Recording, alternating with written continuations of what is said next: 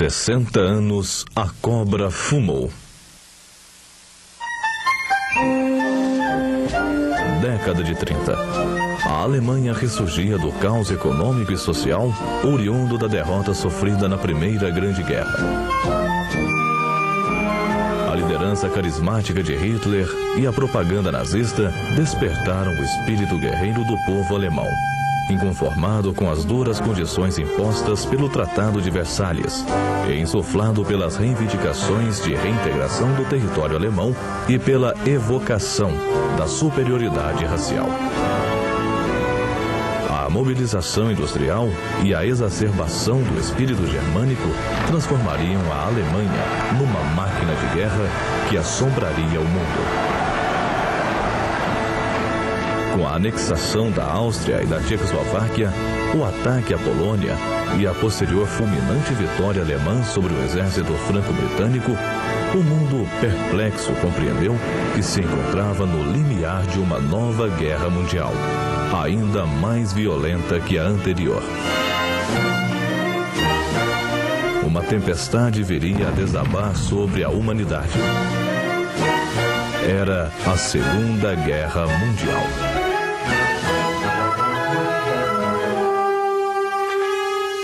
O Brasil seria envolvido no conflito em razão do torpedeamento por submarinos nazistas de embarcações civis em pacífica navegação costeira. Entre 14 e 17 de agosto, foram torpedeados e afundados 5 navios mercantes brasileiros com o sacrifício de mais de 600 vidas. A opinião pública, tendo à frente a juventude, exigiu do governo uma tomada de atitude que resgatasse a honra nacional.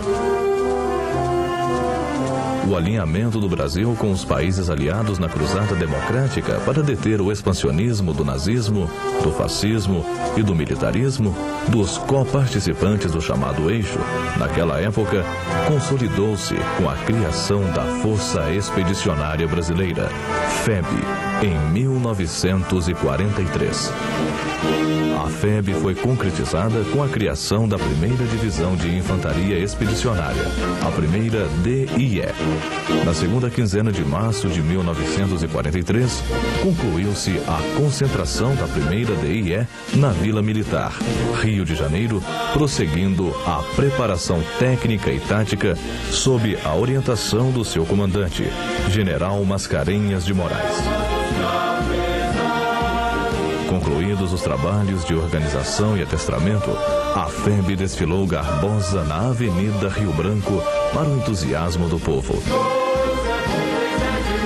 Agora era preciso transportar a força para o teatro de operações europeu. A propaganda diversa, promovida por agentes e simpatizantes do nazismo, dizia que era mais fácil a cobra fumar do que a FEB embarcar. Decidido o embarque, procurou-se cercá-lo de todo o sigilo a fim de evitar possíveis ataques de submarinos do Eixo, ainda ativos no Atlântico Sul.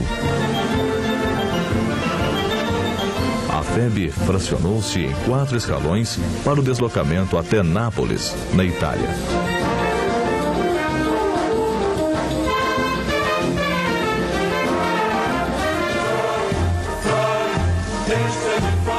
O primeiro escalão chegou sem incidentes ao porto de Nápoles.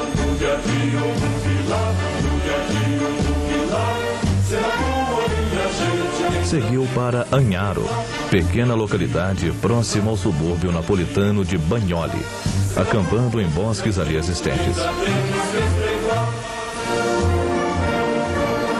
Dessa maneira, estava no continente europeu a primeira força latino-americana a combater em terras de ultramar.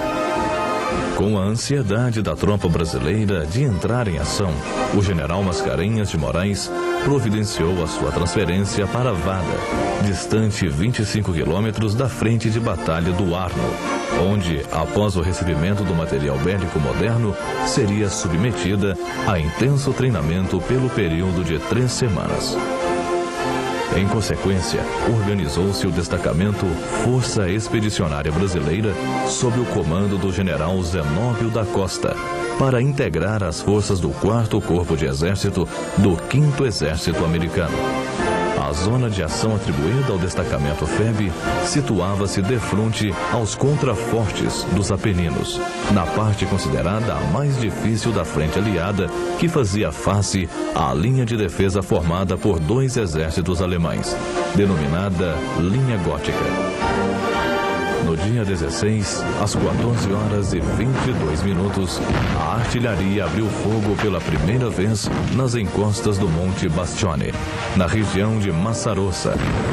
Após duras jornadas, os soldados brasileiros conseguiram cerrar sobre os postos avançados da famosa linha gótica e atingiram o Monte Prano em 26 de setembro. A estreia do destacamento FEB foi muito bem sucedida, principalmente por se tratar de uma tropa inexperiente que se defrontava com tropas veteranas dispostas em boas posições defensivas. De 16 de setembro a 31 de outubro, a FEB progrediu 40 quilômetros, capturou 208 prisioneiros, conquistou as cidades de Massarossa, Camagnore, Monte Prano, Fornace, Gallicano, Castel Nuovo e Barga. Também sofreu 290 baixas.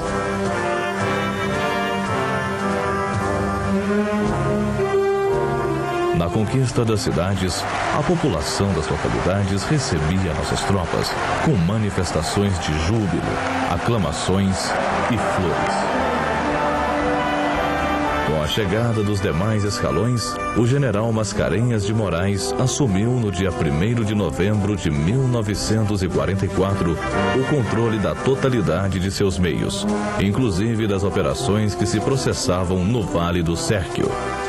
Dos últimos dias de novembro, as posições brasileiras tinham mais de 15 quilômetros de frente e eram dominadas pelas alturas em que o inimigo se firmara. Entre as elevações dominadas pelos alemães, uma se destacava pela importância tática: Monte Castelo. Monte Castelo era um excelente observatório para os alemães, que assim possuíam boas condições de observação sobre a zona de ação atribuída à Força Expedicionária Brasileira. Se não fosse conquistado, seria impossível às forças do 4º Corpo de Exército prosseguirem em direção a Bolonha, objetivo do 5º Exército, antes de caírem as primeiras nevadas.